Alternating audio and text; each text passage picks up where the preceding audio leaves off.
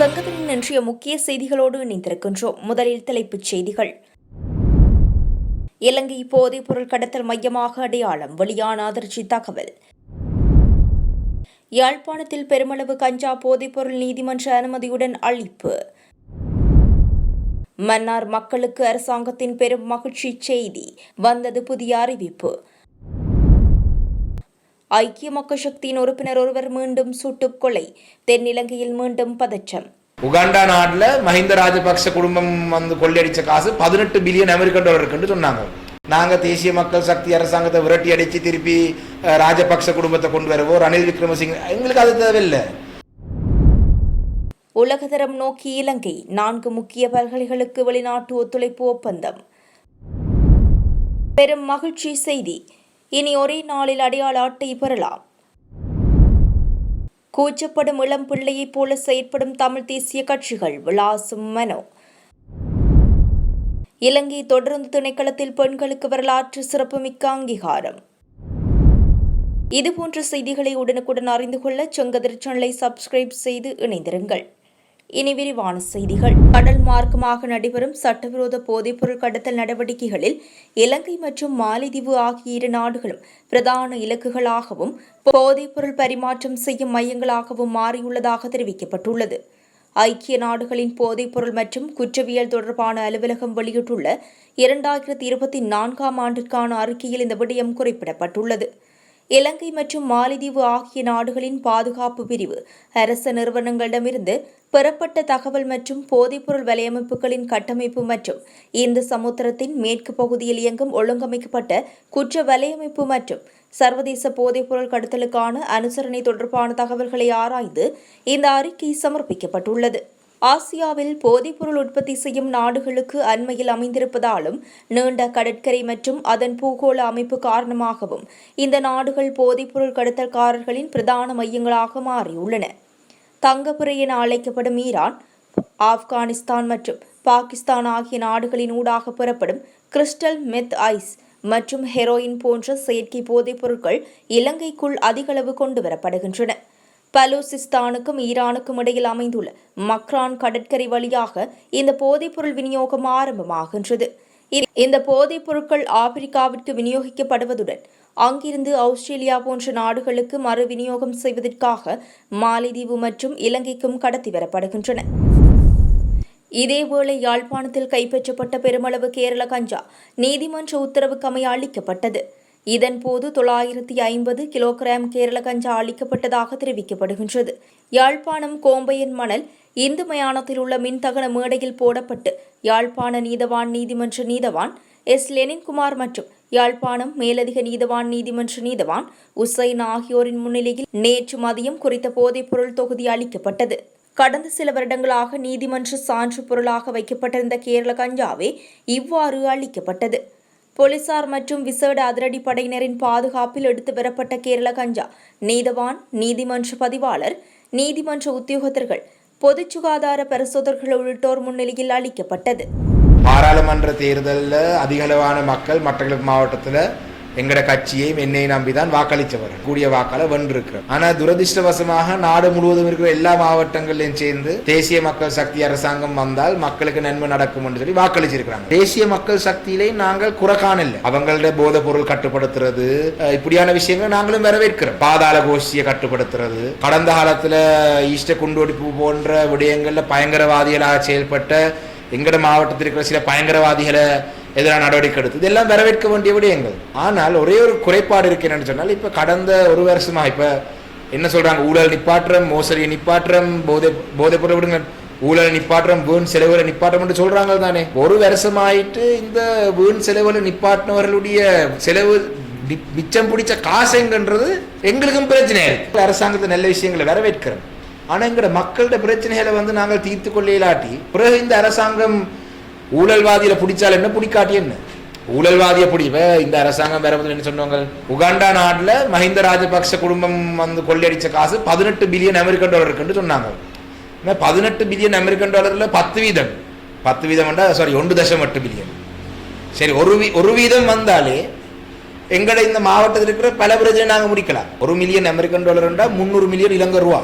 தென்னிலங்கையில இப்படியான ஸ்போர்ட்ஸ் ஆபீசராக இருக்கிற இவங்கள் வந்தா 6 மாதத்துக்கு சம்பளம் உயர்த்த போறாங்கன்னு நம்பி வாக்களிச்சவங்க.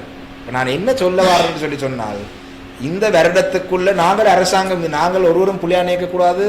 நாங்க தேசிய மக்கள் சக்தி அரசாங்கத்தை விரட்டி அடிச்சு திருப்பி ராஜபக்ச குடும்பத்தை கொண்டு வருவோம், ரணில் விக்ரமசிங்க, எங்களுக்கு அது தேவையில்லை. எங்கட மக்கள் முகம் இன்றைக்கு நான் எத்தனை இடத்த போய் வார பிரச்சனை இல்லை. இப்ப சும்மா எங்க போன் மன்னார் தீவு மக்களின் விருப்பமின்றி தொடர்ந்து அங்கு புதிய காற்றாலை மின் உற்பத்தி கருத்திட்டங்களை முன்னெடுக்காமல் இருப்பதற்கு அமைச்சரவை அங்கீகாரம் வழங்கியுள்ளது.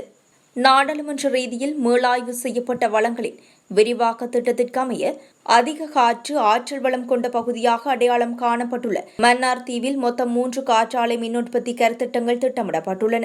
இவற்றில் ஒரு கருத்திட்டம் தம்பவனி காற்றாலை மின் உற்பத்தி நிலைய நடவடிக்கையாக 2021 ஆண்டில் ஆரம்பிக்கப்பட்டது.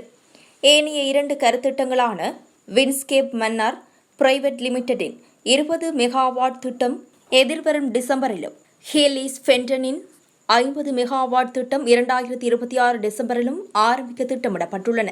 எனினும் இந்த கருத்திட்டங்களின் நடைமுறைப்படுத்தலை இடைநிறுத்தும் ஒரு சூழல் நிலவியது. இந்த நிலையில் பிரதேச மக்கள் முன்வைத்த சுற்றாடல் மற்றும் சமூக பிரச்சினைகளை கருத்தில் கொண்டு குறித்த தீவில் காற்றாலை மின் உற்பத்தி கருத்திட்டத்தை மன்னார் தீவு மக்களின் விருப்பத்துடன் தொடர்ந்து நடைமுறைப்படுத்த வேண்டும் என ஜனாதிபதியினால் சம்பந்தப்பட்ட அதிகாரிகளுக்கு அறிவிக்கப்பட்டுள்ளது. இது தொடர்பில் வலுசக்தி அமைச்சரால் அமைச்சரவைக்கு தெளிவுபடுத்தப்பட்டுள்ள நிலையில் அதற்கமைய நடவடிக்கைகளை மேற்கொள்வதற்கு அமைச்சரவை அங்கீகாரம் வழங்கியுள்ளது. அதற்கமைய 3 திட்டங்களுக்கு மேலதிகமாக வேறு காற்றாலை திட்டங்களை அங்கு நடைமுறைப்படுத்தப்பட மாட்டாது எனவும், அவ்வாறு அமைப்பதாயின் அதற்கு பொருத்தமான ஒரு இடம் தெரிவு செய்யப்படும் எனவும் அமைச்சரவை பேச்சாளர் தெரிவித்துள்ளார். இரும்பு எல்லாம் வீட்டுக்கு போட்டு கலவெடுத்துட்டு போறாங்களானே. அப்ப இந்த நாட்டில என்ன அபிவிருத்தி கிடக்கும் முதல்ல? இந்த நாட்டிலிருந்து முற்று முழுதாக போதைப் பொருளை இல்லாத ஒழிக்க வேண்டிய கடப்பாடு இருக்கிறது. அந்த வகையில் அந்த செயற்பாட்டை 30ஆம் தேதியிலிருந்து வினைத்திறனாக அதிவேகமாக கொண்டு சொல்லிக் கொண்டோம். உங்கள் பிரதேசங்களில் இருக்கும் தகவல்களையும் எமக்கு தாருங்கள். அதன் ஊடாக வினைத்திறனாக துரிதமாக இந்த போதையற்ற நாட்டை உருவாக்கி நல்லதொரு சமுதாயத்தை உருவாக்குவதற்கு எமது அரசாங்கம் அர்ப்பணிப்புடன் செயல்படும். அம்பலாங்குடி நகரசபைக்கு அருகில் நேற்று முன்தினம் காலை சுட்டுக் கொல்லப்பட்ட மிரந்த வருசவிதான என்ற நபர் ஐக்கிய மக்கள் சக்தியின் செயலில் உள்ள உறுப்பினர் என அந்த கட்சியின் அம்பலாங்குடி தொகுதி அமைப்பாளரும் முன்னாள் நாடாளுமன்ற உறுப்பினருமான ஷான் விஜயலால் டி சில்வா தெரிவித்துள்ளார். மிரந்த வருஷவிதான கடந்த உள்ளூராட்சி மன்ற தேர்தலில் அம்பலாங்குடி நகரசபைக்கு ஐக்கிய மக்கள் சக்தியின் பட்டியல் வேட்பாளராக பெயரிடப்பட்டிருந்தவர் என்றும், இதற்கு முன்னரும் அவர் அம்பலாங்குடி நகரசபைக்கு ஐக்கிய மக்கள் சக்தியின் சார்பில் போட்டியிட்ட ஒருவர் என்றும் ஷான் விஜயலால் டி சில்வா உறுதிப்படுத்தினார்.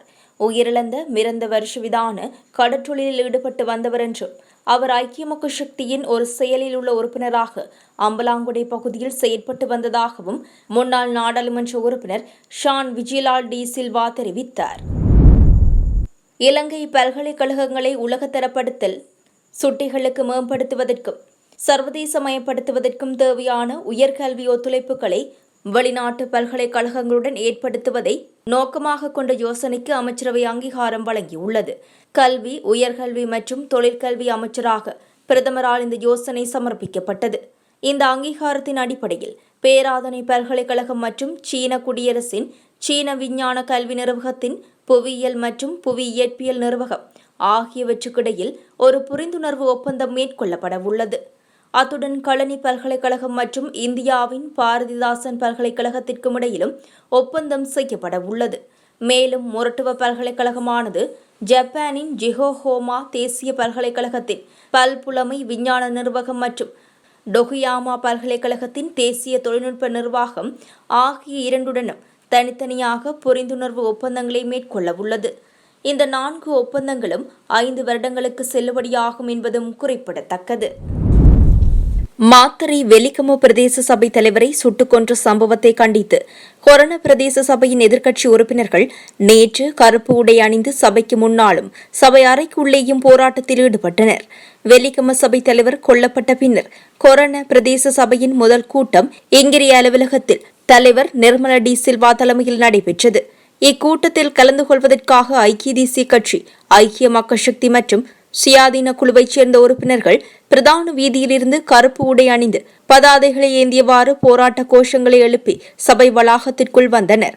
அவர்கள் முதலில் சபை கட்டிடத்திற்கு முன்னால் போராட்டத்தில் ஈடுபட்டனர். பின்னர் பதாதைகளை ஏந்தியவாறு சபை அறைக்குள் நுழைய முயன்றபோது பாதுகாப்பு அதிகாரியுடன் கடும் வாக்குவாதம் ஏற்பட்டது. அதன் பிறகு உறுப்பினர்கள் பதாதைகளுடன் சபை அறைக்குள் நுழைந்து அமைதியான மௌன போராட்டத்தை நடத்திவிட்டு தங்கள் இருக்கைகளில் அமர்ந்தனர்.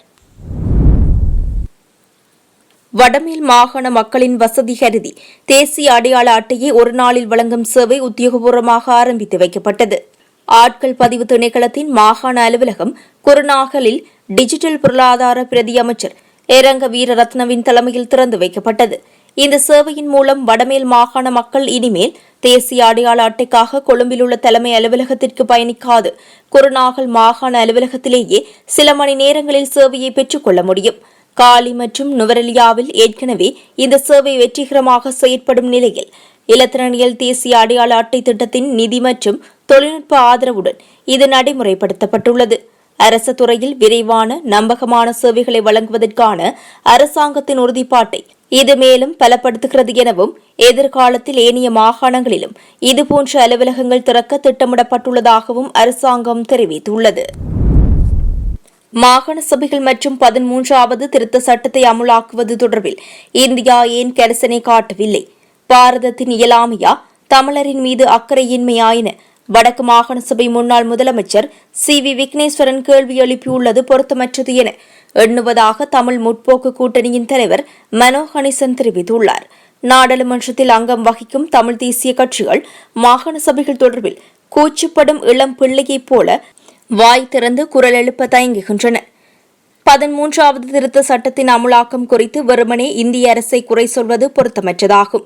இலங்கை தமிழரசு கட்சி, தமிழீழ விடுதலை இயக்கம் போன்ற நாடாளுமன்ற கட்சிகள் மாகாண சபை தேவை என உரக்கச் சொன்னால் சமஷ்டி நிலைப்பாடு என்னானது என்ற கேள்வி எழுந்துவிடுமோ என பயப்படுகிறார்கள். எனவே இது தொடர்பில் தேர்தல் நடக்க வேண்டும், நடந்தால் நாங்களும் போட்டியிடுவோம் என அவர்கள் முணுமுணுக்கின்றனர். தமிழரசு கட்சிக்குள் இது தொடர்பில் இரட்டை நிலைப்பாடு நிலவுகிறது. தமிழ் தேசிய மக்கள் முன்னணி தலைவர் கஜேந்திரகுமார் பொன்னம்பலம் வெளிப்படையாகவே 13வது திருத்தத்தை நிராகரித்தாலும் அவரும் மாகாண சபை தேர்தலில் போட்டியிட தயார் என்கிறார். 13வது திருத்தம் இறுதி தீர்வு என இந்தியா வலியுறுத்தியதாக தெரியவில்லை. இருப்பினும் இருப்பதை பெற்று தம்மை திடப்படுத்திக் கொண்டு அடுத்த கட்டத்தை நோக்கி நகர வேண்டுமென்ற பொதுவான கருத்து தமிழ் மக்கள் மத்தியில் நிலவுகிறது. தனது பங்களிப்பினால் இலங்கை அரசியலமைப்பின் உள்வாங்கப்பட்ட மாகாண சபை சட்டத்தை இந்தியா சமீப காலம் வரை வலியுறுத்தியே வந்தது. ஆனால் அதற்கு சமாந்தரமாக சம்பந்தப்பட்ட இலங்கை தமிழ் கட்சிகளே போதுமான அக்கறை காட்டாத போது இந்திய தரப்பு சலிப்படைந்து இருப்பதாக நான் புரிந்து கொண்டுள்ளேன். நண்பர்கள் சுரேஷ் பிரேமச்சந்திரன், வரதராஜ பெருமாள் ஆகியோர் மட்டுமே 13வது திருத்த சட்டம் மற்றும் மாகாண சபைகள் குறித்து தெளிவாகவும் தைரியமாகவும் கருத்து தெரிவிக்கிறார்கள். ஆனால் அவர்களுக்கு அரசியல் வலிமை போதுமான அளவு இல்லை. இந்நிலையில் இந்திய அரசை குறை சொல்வது பொருத்தமற்றதாகும் என மனோ கணேசன் தெரிவித்துள்ளார். 165 ஆண்டுகளுக்கு மேலான வரலாற்றை கொண்ட இலங்கை தொடருந்து திணைக்களத்தில் முக்கிய பல பதவிகளுக்கு பெண் உத்தியோகத்தர்களை ஆட்சேர்ப்பு செய்ய கொள்கை ரீதியான அங்கீகாரத்தை வழங்க அமைச்சரவை தீர்மானித்துள்ளது. அதன்படி தொடருந்து இயந்திர சாரதிகள், தொடருந்து பாதுகாப்பு அதிகாரி, தொடருந்து நிலைய பொறுப்பதிகாரி மற்றும் தொடருந்து மேற்பார்வை முகாமையாளர் போன்ற முக்கிய பதவிகளுக்கு இந்த ஆட்சேர்ப்பு மேற்கொள்ளப்பட உள்ளன. தொடருந்து திணைக்களம் ஆரம்பிக்கப்பட்டது முதல் மேற்பார்வை முகாமையாளர் பதவி தவிர ஏனைய அனைத்து பதவிகளுக்கும் இதுவரை ஆண்கள் மாத்திரமே ஆட்சேர்ப்பு செய்யப்பட்டனர். அரசாங்கத்தின் புதிய பொருளாதார கொள்கைக்கமைய அரசு துறையில் பெண்களை ஆட்சேர்ப்பு செய்வதற்கான வசதிகளை வழங்கும் நோக்கத்துடன் போக்குவரத்து நெடுஞ்சாலைகள் மற்றும் நகர அபிவிருத்தி அமைச்சர் சமர்ப்பித்த யோசனையை கருத்தில் கொண்டு அரசியலமைப்பின் 55 உறுப்புரையின் 1 உபபிரிவின் கீழ் வழங்கப்பட்டுள்ள அதிகாரங்களுக்கு அமைய இந்த வரலாற்று சிறப்புமிக்க கொள்கை ரீதியான முடிவு எடுக்கப்பட்டுள்ளது. இத்துடன் செங்கதிர் சேனலில் இன்றைய நாளுக்கான செய்திகள் நிறைவு பெறுகின்றன. எமது அடுத்த பிரதான செய்திகளை நாளை எதிர்பாருங்கள்.